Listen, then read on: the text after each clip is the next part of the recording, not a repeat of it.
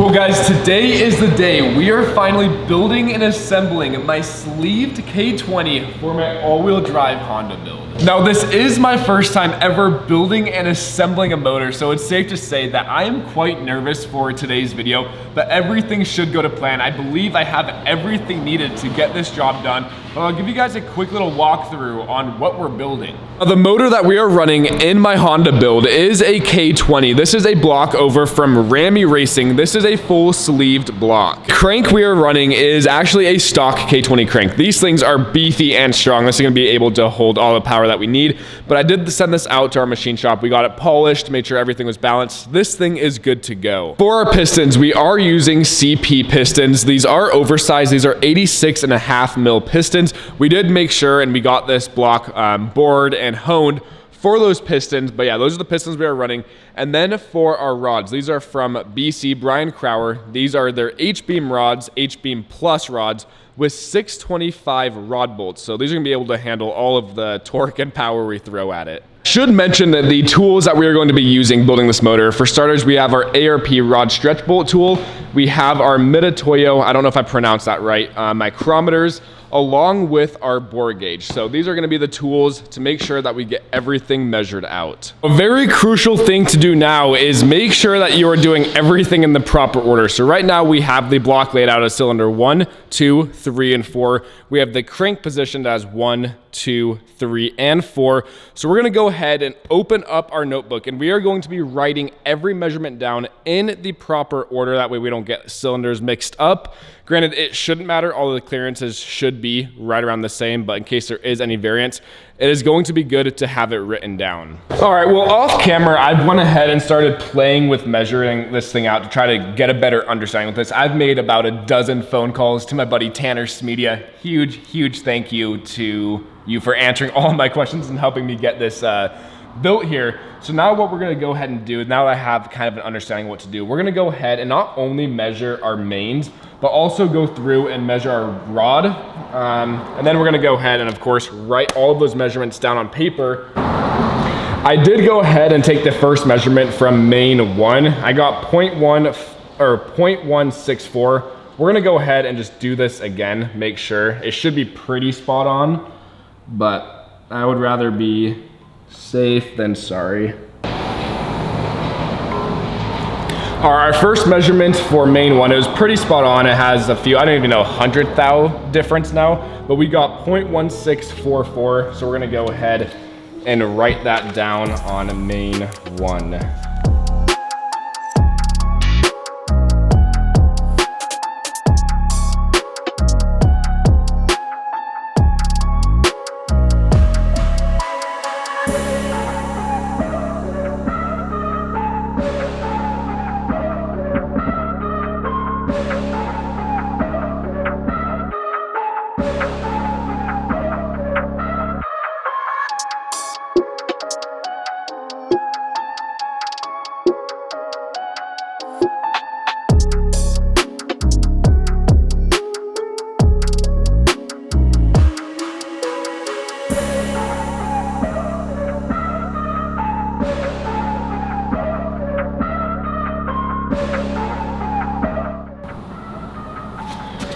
Lastly, negative 0.11145.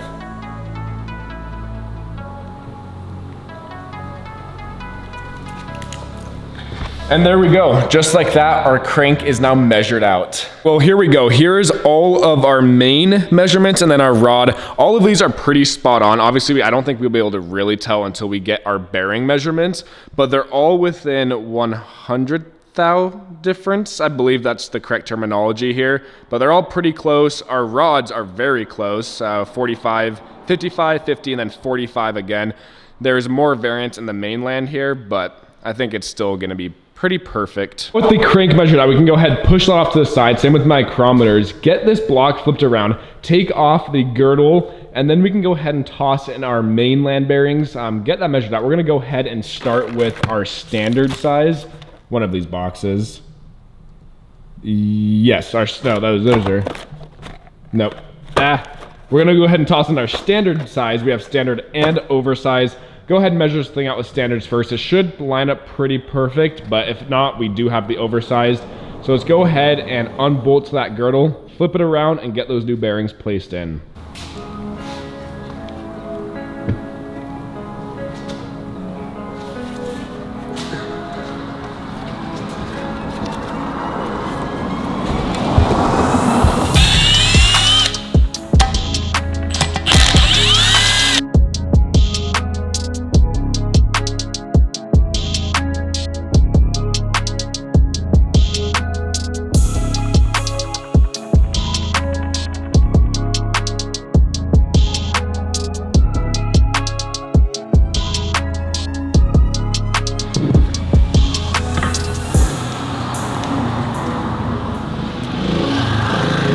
So we're gonna go ahead and pop in some standards first.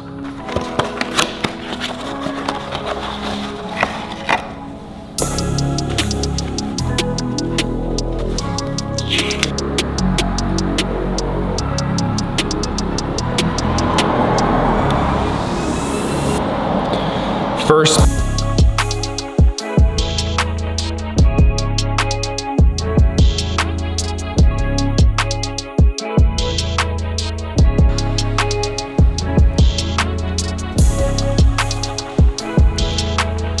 those bearings are now placed in. Now we can do with the girdle.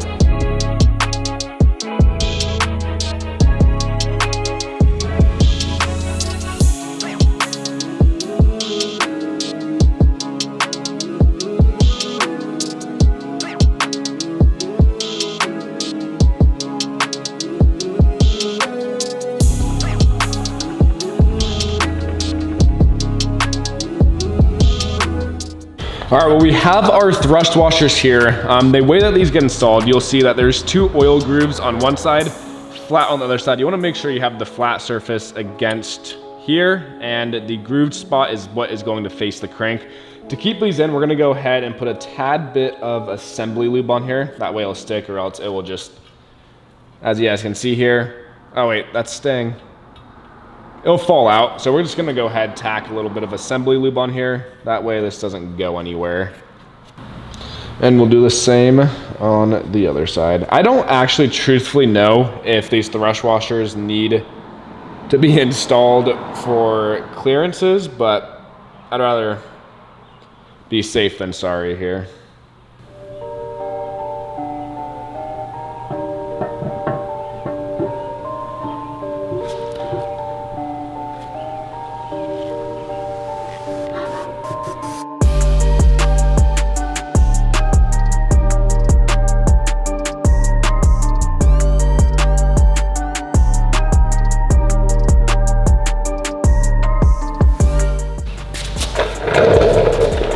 Now, of course, online there is a million different torque specs for this thing, but the one that seems to be the most reliable says that the main bolts right here are gonna get torqued down to 22 foot-pounds and then followed by 56 degrees. And then the outer bolts are all 16 foot-pounds. So we're gonna go ahead and follow that torque spec.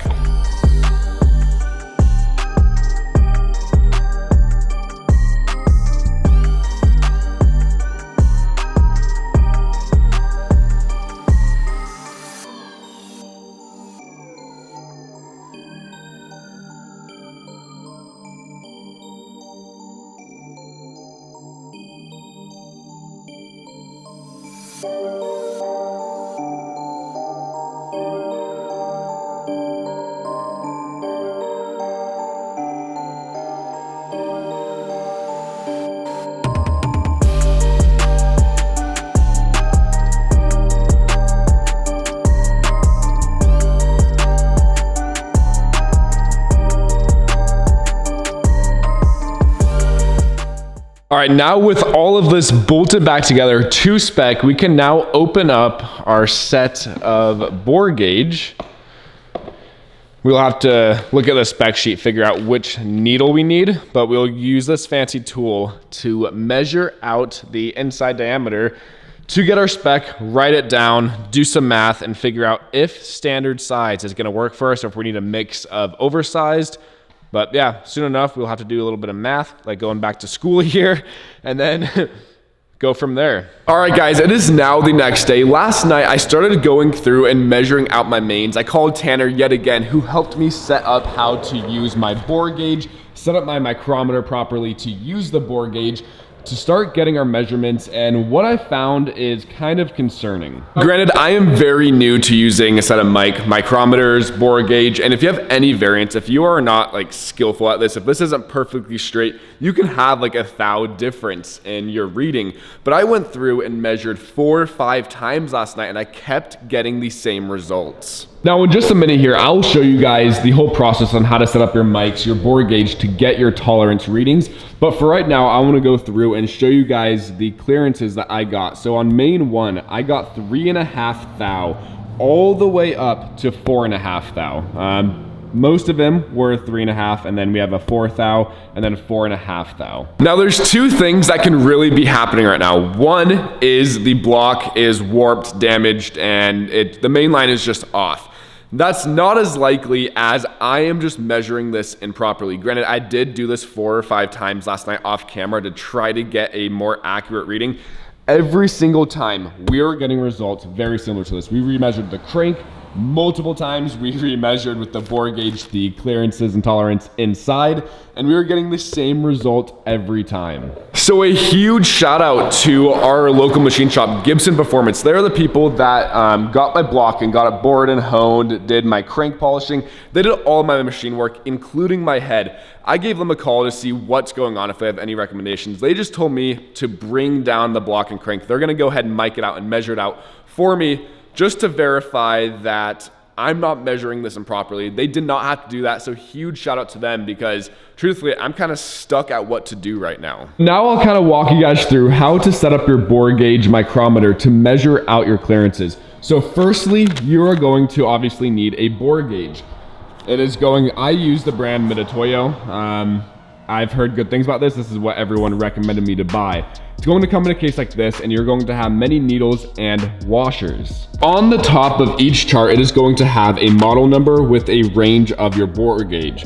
So mine is a 2 to 6 inch, and here's the model number, which shows us right here. Next thing you're going to be looking for is your crank measurements. So when we went through and measured all of these journals out, we wrote them down. So crank 1 is 0.16440, but this is actually 2.16440 as we zeroed this micrometer out with a 2-inch spacer. So now we have to go through this list. We are measuring an inch and look for 2.164, and we found 2.154 through 2.17. So this is going to be the needle and spacer we need. Since we are in the second column here, we are going to be using needle number 2.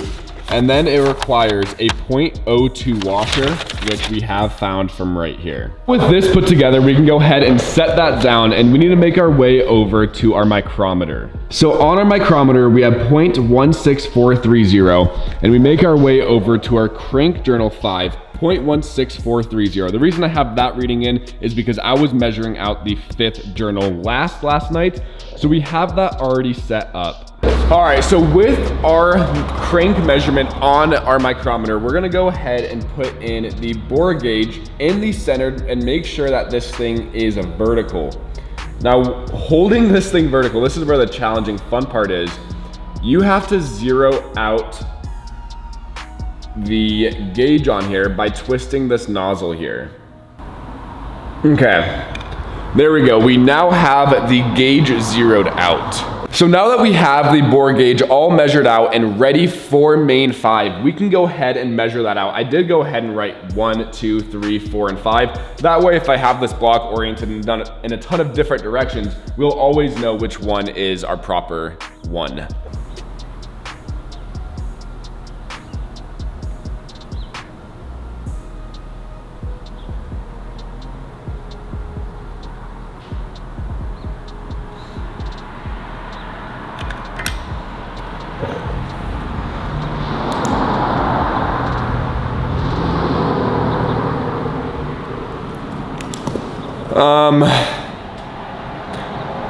That measured out properly. I have no idea what changed from last night, but I just originally had 4.5 thou. I just measured out 2.5. Now, if 2.5 is accurate, we're gonna go ahead and go throughout the rest of the main line here, but that is pretty much spot on for what we want. That is on the looser side. I was hoping to get around 2.2 thou, but something was going on yesterday because that is a very big variance to have. But let's go ahead and head on over to the machine shop to have them verify and make sure that everything actually looks good. All right, well, yesterday we got the block brought over to our machine shop, who then went ahead and verified the clearances to see if I was far off. Looks like all of the clearances are about 3 thou, which is way too loose than where we're wanting to be. So I did have to go ahead and overnight some oversized bearings. I'm still waiting for those to come in. But today I was going through to at least get the rods put together, but I had to order some standard bearings, as before when I measured it out, it was extra oil clearance. It was a little bit too loose for what we wanted, but I ran into another issue. So today my plan was to go through and get at least all of the rods done with our ring gaps. That way when our mains come in, we can get all of that done and have the short block ready to go. But as I was torquing this down, we did 65 foot-pounds. I'll show you guys later on how to know how much to torque these down to. There's like a whole system to it. But I noticed the two bearings, I don't know if you guys are gonna be able to see, they're different. Now, although our clearance is perfect for what we want this thing to be to, it's not setting easy with me knowing that those are two different bearings. So I went ahead and ordered another set of standard bearings, but that are now the P-Max Black. That way we have the same bearings going into our rod here. It might be fine. It is not worth the risk for me when I can wait another day to have matching bearings putting in this thing. So with that being said, we have another delay here, which sucks, but that is the reality of building a motor, especially for your first time. But what we're gonna go ahead and do, and what we should be able to accomplish today, is setting our ring gap. All right, for starters, we're gonna go ahead and throw in our first ring. This is our top ring. And get this thing placed in here. All right, with that ring in, we're gonna go ahead and grab our top of our piston and get this thing centered in here. 0.016, which it is, which is a little bit too tight for what we want. So we're gonna go ahead, pull out the ring and start filing. Now here's the scary part of actually filing down the ring here. So we have our top ring placed in here. This is something I've never done before, but there's no better time to learn than now. Now, since I've never used a filer, I don't know how much material it takes off. We're gonna do this very slowly, at least for our first ring, so we can kind of get a feel of how much this actually takes off. We're gonna go ahead, toss this in and see where our measurement's at.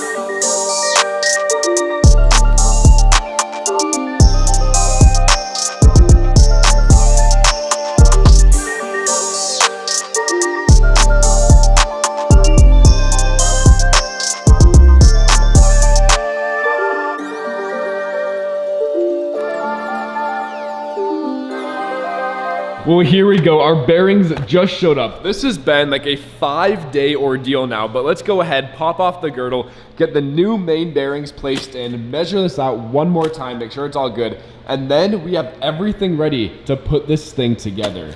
Yesterday, we finished up doing our ring gaps on all of our pistons. These are all good to go. I have them all labeled out here. Cylinder 4, 3, 2, 1 with the corresponding side intake and exhaust. That way, we don't mix it up putting this thing together.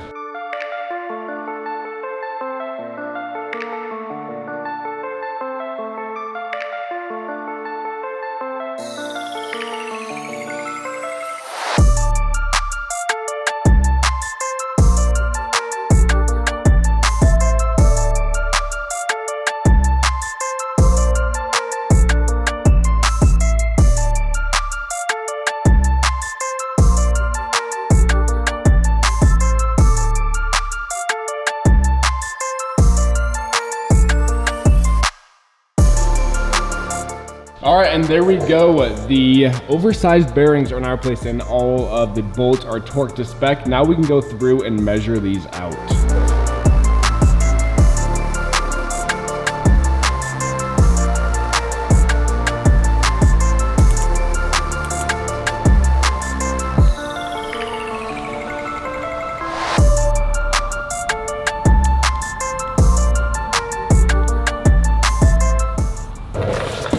Well guys, our main line is finally good to go. What we're gonna go ahead and do right now is measure out the rods.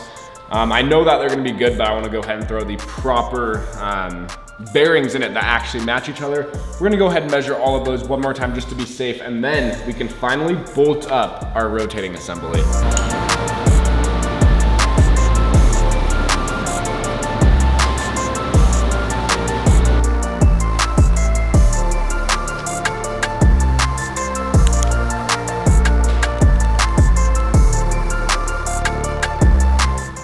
There we go, all of our clearances are set. Everything is what I want it to be. So now we can go ahead and actually assemble this motor, which I'm very excited for. But this process shouldn't take long at all. We are just assembling the short block in today's video. In the next video, we'll do the entire long block, but all we're doing is throwing in the crank, and then we're attaching our pistons to our rods, dropping those in, torquing everything down, and we should be good to go. All right, and there we go. We have our Honda bond already. This is my first time ever using this stuff, but I didn't want to cheap out. I don't want any leaks when I go for my first startup. So we're gonna go ahead and hit all of the mating surfaces, and like I mentioned, hit the rear main edge as well.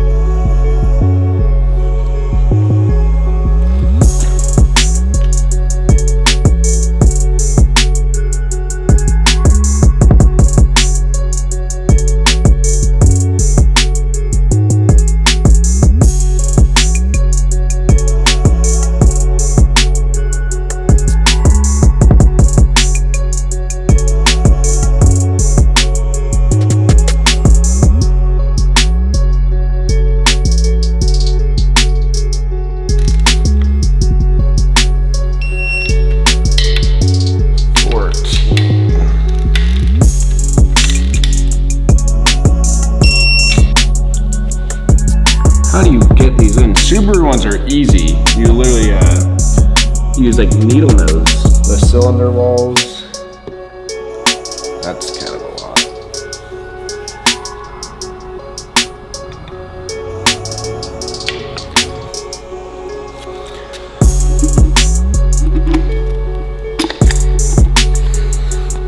There we go, piston number 1.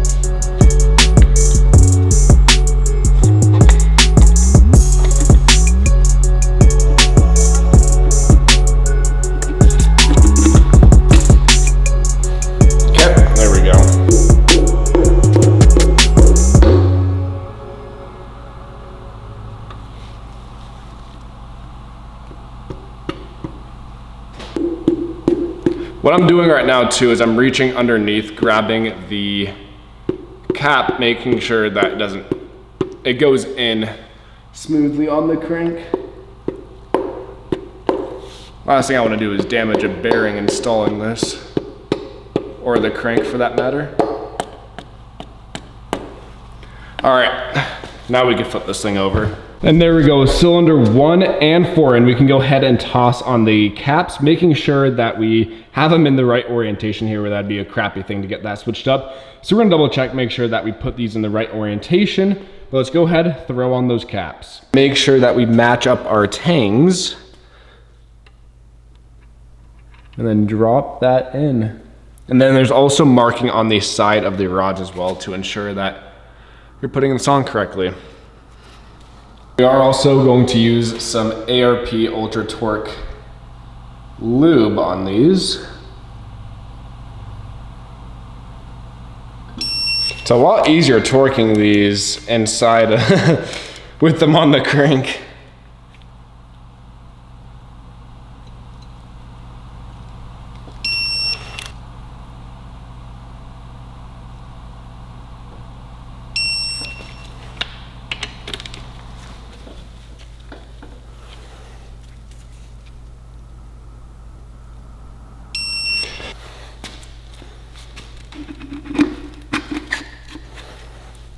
Cylinder 3 is in.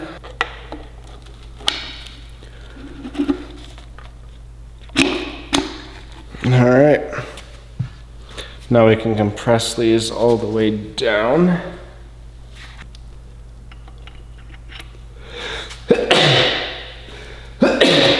Now we can tighten these down. I'm not gonna impact these on, I don't wanna ratchet this forever.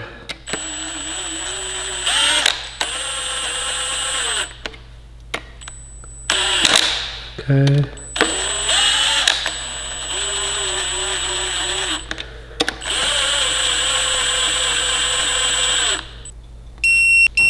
To 65. Well guys, there we go. Our first short block we have ever built is now complete, and I have a lot of confidence in this block here. We spent a ton of time measuring this thing out, making sure it's perfect, waiting for bearings and whatnot.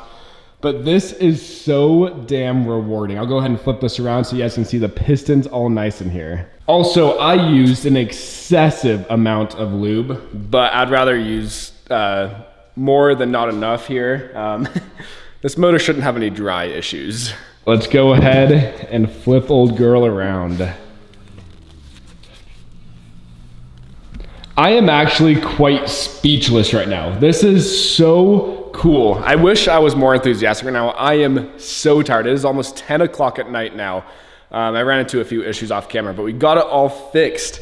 But here we go, guys. This is a fully sleeved, built short block, built by yours truly. This thing is going in that car. Now let's go through and crank her over to make sure that it's smooth.